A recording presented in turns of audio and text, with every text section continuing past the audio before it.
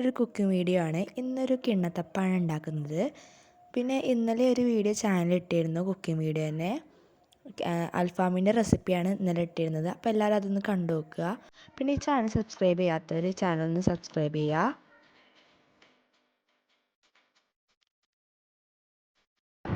അപ്പം നമുക്കിത് എങ്ങനെ ഉണ്ടാക്കുക നോക്കിയാലോ. അതിനായിട്ട് 3 നേന്ത്രപ്പഴമാണ് ഞാൻ എടുത്തിട്ടുള്ളത്.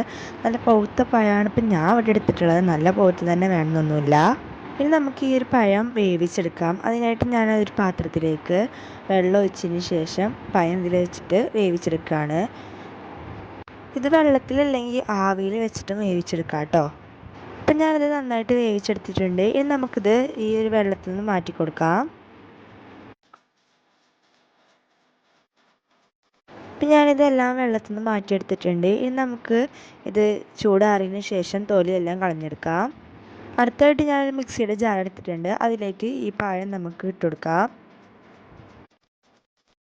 പിന്നെ ഈ പഴമൊക്കെ ഇട്ട് കൊടുത്തിട്ടുണ്ട്. ഇനി അടുത്തതായിട്ട് ആവശ്യത്തിനുള്ള പഞ്ചസാരയും ഏലക്കായ, ഒരു 3 ഏലക്കായ ഞാൻ ഇട്ടെടുത്തിട്ടുള്ളത്. ഒരു പിഞ്ച് ഉപ്പും ചെറിയ ജീരകം ഇട്ടിട്ട് നന്നായിട്ട് വെള്ളമൊന്നും ചേർക്കാതെ അരച്ചെടുക്കാം.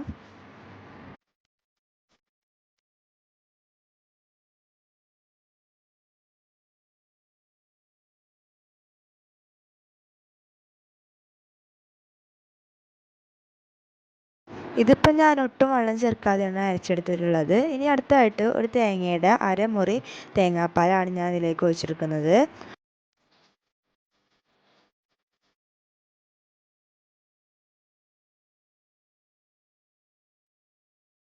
അടുത്തതായിട്ട് ഈ ഒരു ഗ്ലാസ്സിൽ അര ഗ്ലാസ്സോളം കോൺഫ്ലവറും ഒഴിച്ചിട്ട് നന്നായിട്ട് അരച്ചെടുക്കാം.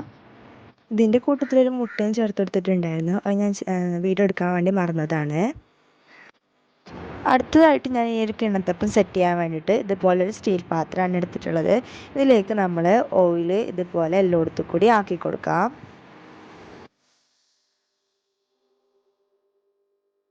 അടുത്തതായിട്ട് ഇതുപോലെ ഒരു പാത്രത്തിലേക്ക്, ഏത് പാത്രത്തിലാണ് നമ്മൾ റെഡിയാക്കി വെക്കുന്നത് വെച്ചാൽ ആ പാത്രത്തിലേക്ക് അരിപ്പ് വെച്ചതിന് ശേഷം അരച്ചിട്ട് മാത്രം വെച്ചെടുക്കാം. കാരണം എന്താ വെച്ചാൽ പഴത്തിൽ കുഞ്ഞു കുഞ്ഞു പീസൊക്കെ ഉണ്ടാകും, അതുകൊണ്ടാണ് അരച്ചെടുത്തിട്ടുള്ളത്. എന്നിട്ട് ഗ്യാസ് ഓൺ ചെയ്തതിന് ശേഷം ഗ്യാസിലേക്ക് വെച്ചെടുക്കാം.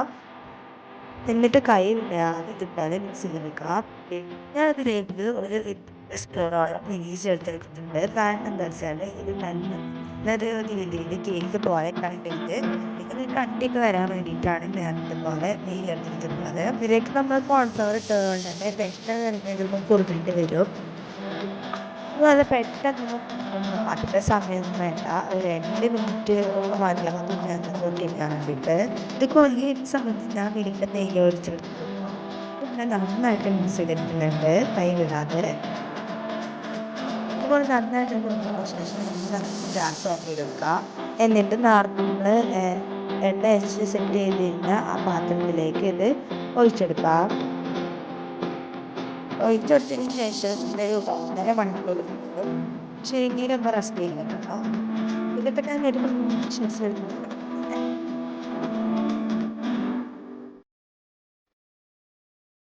നമ്മുടെ കിണ്ണത്തപ്പം വേഗം ചെയ്യണമെന്ന് വെച്ചാൽ എല്ലാവരും വീഡിയോയിലേക്ക് സബ്സ്ക്രൈബ് ചെയ്യുക.